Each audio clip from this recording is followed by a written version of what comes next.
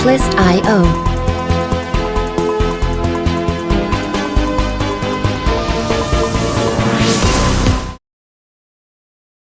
Indonesia, negara maritim terbesar dan begitu banyak kekayaan. Dari Sabang sampai Merauke dipenuhi oleh kekayaan alam yang melimpah. Namun mengapa Indonesia tidak seberkembang negara lain?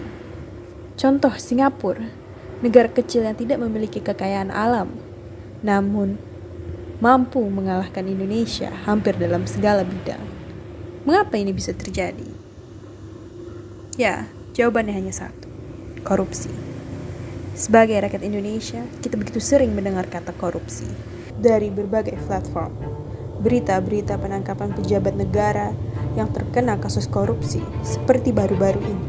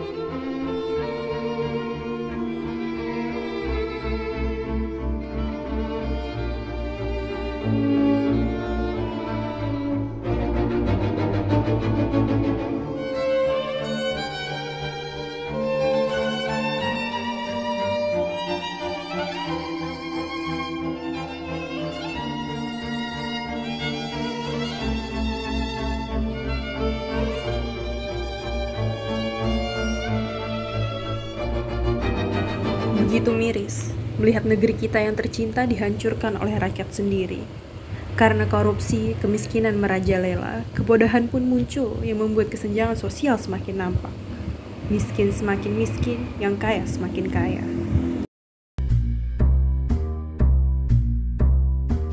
Ibarat mahasiswa, pemerintah dalam ngejalanin tugas negaranya juga dapat nilai IPK. Dan yang paling gampang ketebak, nilai-nilai yang sering jeblok bagi negara kita, Indonesia. Bahkan di pemilu nanti nyatanya masih banyak para mantan, bukan mantan yang itu, tapi mantan koruptor yang bisa tetap jadi caleg lagi di pemilu nanti. Ada apa dengan Indonesia? Apakah Indonesia sudah sebobrok itu gara-gara korupsi? Faktanya Indonesia itu sebenarnya nggak bobrok-bobrok banget karena kita itu ternyata berprestasi ranking 3 tapi sebagai negara terkorupsi se-ASEAN atau sekitar peringkat 90 sedunia. Kita bisa punya prestasi sehebat itu karena Indonesia sayangnya bisa kehilangan uang triliunan tiap tahunnya cuma gara-gara korupsi.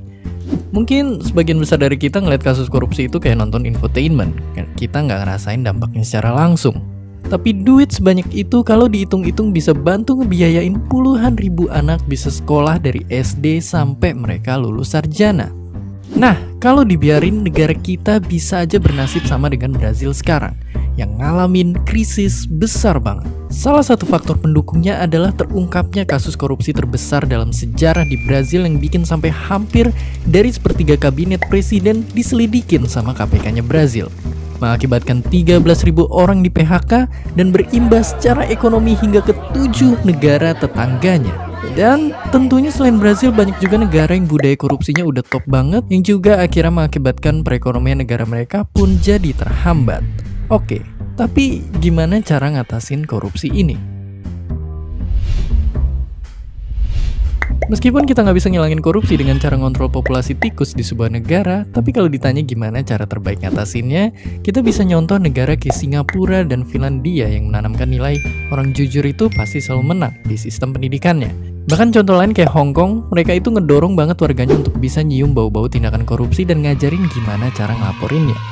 Mungkin itu langkah kecil yang bisa dilakuin kita, orang Indonesia, untuk bisa angkat senjata sama musuh yang tak terlihat ini. Biar kita bisa bangun lebih banyak sekolah dan internet di pedesaan, nyelamatin orang yang terpaksa mati karena nggak bisa bayar perawatan, dan bisa bangun infrastruktur nggak cuma di Jakarta, tapi juga bisa sampai di Papua. Ya, jadi daripada main salah-salahan, mending kita ikutan debat aja. Tapi buat debatin solusi terbaik ngatasin korupsi di Indonesia. Lagian, kalau aja Indonesia berhasil bebas korupsi, mungkin semua orang di dunia jadi pengen berbondong-bondong pindah ke Indonesia. Dan seperti biasa, terima kasih. Dengan integritas tinggi dan rasa jujur yang dijunjung tinggi, korupsi tidak akan terjadi. Walaupun itu hanyalah sebuah langkah kecil dari sebuah rakyat kecil. Jangan berkecil hati. Semua hal yang besar dimulai dengan hal kecil. Jangan pernah lelah menyuarakan rakyat kecil. Buatlah suara kecil itu menjadi teriakan yang akan menggetarkan sebuah negara.